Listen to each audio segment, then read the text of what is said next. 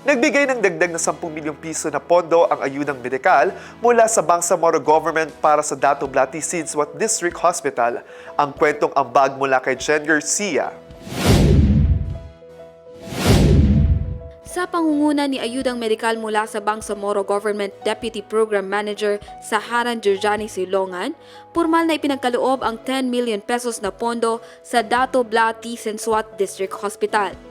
Masaya itong tinanggap ni Medical Center Chief Dr. Edwin John Limhoco bilang karagdagang tulong upang tugunan ang patuloy na pagdami ng pasyenteng humihingi ng medikal na atensyon. Ang pondo ay direktang nakalaan para sa mga pasyenteng nangangailangan, partikular ang mga walang sapat na kakayahang pinansyal.